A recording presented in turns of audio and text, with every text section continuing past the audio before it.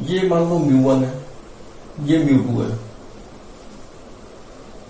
ये नॉर्मल हो गया और ये 60 डिग्री पे जा रही है रे, दिस इज π/3। सेकेंड जो ग्राफ दे रखा है वो है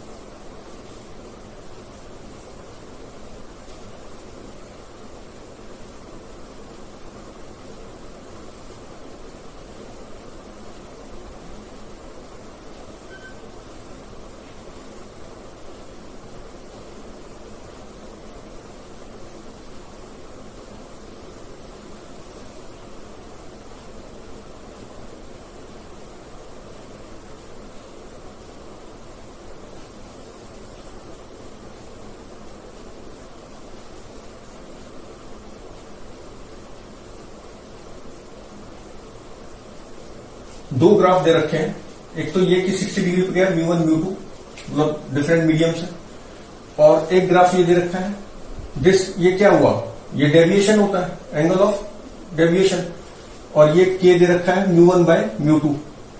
तो angle of deviation r minus i है। एंगल ऑफ डेविएशन क्या हो सकता है, r माइनस आई या i minus R, greater than 0 less than 0 करके। तो r माइनस आई कब होता है, जब डेंसर से रेयर जाती है, और i माइनस आर कब होता है, जब रेयर से डेंसर जाए। और इसमें डेंसर से जब रेयर जाएगी तो TIR नहीं होगा, क्योंकि TIR के लिए ये डेविएशन नहीं होता, TIR के लिए तो π-2i होता है। तो ये डेविएशन तो r माइनस आई होगा, डेंसर से रेयर जाएगी, और रेयर से डेंसर जाएगी तो i माइनस आर, और TIR डेंसर वाले केस में नहीं हो रहा है, ये पता चल गया। अब पूछा ये गया है कि find the values of k1, k2, θ1, θ2, इन सब की वैल्यूज बतानी है। तो कैसे करेंगे, मान लेते हैं k इक्वल टू 1 है। पहला केस हमने माना व्हेन k इक्वल टू 1, तो जब k इक्वल टू 1 है, this implies that μ1 equal to μ2, μ1 equal to μ2 मतलब सेम मीडियम हो गया। तो सेम मीडियम हो गया तो दिस इंप्लाइज डेविएशन, तो ये जो डेविएशन होता है ये इक्वल टू 0 हो गया। सेम मीडियम है तो स्ट्रेट चली गई, स्ट्रेट चली गई तो डेविएशन 0। अब डेविएशन 0 कौन रिप्रेजेंट कर रहा है, जहां पर डेविएशन 0 है ना, दिस इज डेविएशन, डेविएशन 0, तो मतलब यहां पर, तो ये k2 क्या हो गया, therefore k2 is equal to 1। तो एक तो वैल्यू निकल गई k2 इक्वल टू 1। अच्छा, अब ये वाली वैल्यूज है लेस देन 1 और ये है ग्रेटर देन 1, ये लेस देन 1 हुई, ग्रेटर देन 1 हुई। सेकेंड केस हम मान लेते हैं when k is less then 1। तो जब k लेस देन 1 है, दिस इंप्लाइज दैट μ1, k किसके बराबर है, μ1/μ2, तो लेस देन 1 इसका मतलब μ1 less than μ2, μ1 is less than μ2। This implies that denser to rarer जा रही है, ray is going from denser to rare.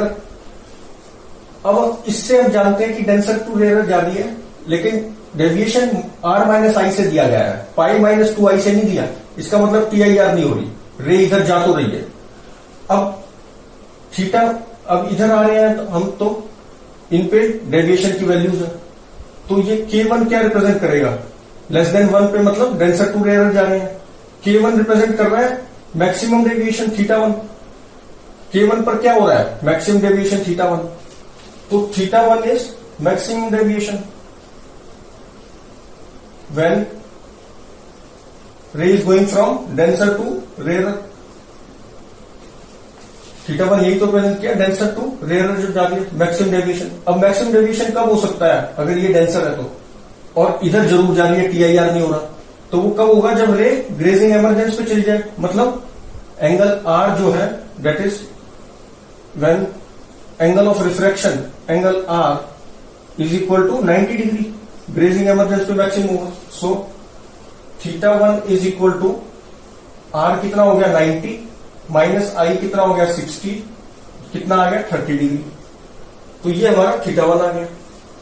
अच्छा K1 कैसे निकालें? K1 स्नेल्स लॉ लगा देते हैं यहां पर, ये मैक्सिमम डेविएशन हो रहा है ना, ये 90 डिग्री है, तो स्नेल्स लॉ अगर लगाए तो कितना आ गया, इधर गई रे, तो स्नेल्स लॉ लगाए तो μ2 sin 60 इज इक्वल टू μ1 और sin 90 ग्रेजिंग एवरेजेस पे गई है, तो that is equal to μ1 sin 91 हो गया। अब K1 इज इक्वल टू हमारा आ गया यहां पर μ1 बाय K1 क्या होता है, μ1 बाय μ2, तो ये इधर चला गया, इज इक्वल टू √3/2, तो K1 की वैल्यू कितनी आ गई, √3/2, तो K1 आ गया, K2 आ गया, θ1 आ गया। अब θ2 की बारी, K2 अब ले लेते हैं तीसरा case, third case is when K greater than 1, तीसरा केस ये हो गया, K ग्रेटर देन 1 ये वाली चीज हुई, क्योंकि K2 तो इक्वल टू 1 है, तो इधर वाली चीज हुई, तो जब K ग्रेटर देन 1 है, दिस इंप्लाइज दैट K है μ1 बाय μ2, तो इसका मतलब क्या हुआ कि μ1 इज ग्रेटर देन μ2 हो गया, ग्रेटर देन μ2 है अगर μ1, तो ये this implies that ray is going from rare to denser जा रही है इस बार, रेयर टू डेंसर।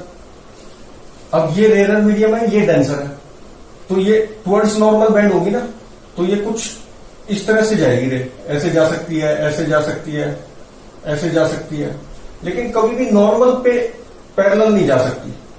क्यों नहीं जा सकती, वो हम स्नेल्स लॉ से समझ सकते हैं। अगर मैं स्नेल्स लॉ लगाऊं यहां पर, तो कितना हो गया, μ2 sin 60 equal to μ1 sin r, तो यहां से sin r कितना आ गया मेरा, μ2 अपॉन μ1 और √3/2। अब मैक्सिमम डेविएशन तो तब मिले जब ये अलोंग नॉर्मल चली जाए, क्योंकि दिस -0, तो ये मिल जाएगा हमें मैक्सिमम डेविएशन, क्योंकि जितना इधर जाएगी रे उतना ही डेविएशन बढ़ता जाएगा।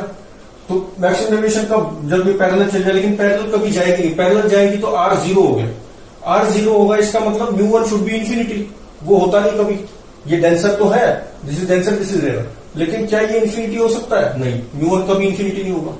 या हम ये भी नहीं बोल सकते कि ये रेयर वाला 0 ही हो जाए, क्योंकि एयर से कम अब क्या लोगे, तो 0 भी नहीं हो सकता।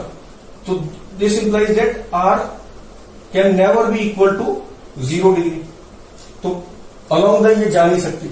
लेकिन θ1 क्या है, maximum deviation when ray going from rare to denser, तो and this is equal to θ1 ये, और is equal to mod of r minus i. लेकिन हम इसको नियरली बोल सकते हैं, 0 तो कभी नहीं होगा, इसलिए मैंने just nearly, just greater than 0 मान लो इसको, तो ये 0 ही हो गया। माइनस आई कितना है, 60 डिग्री, 60, तो ये कितना आ गया, 60 डिग्री।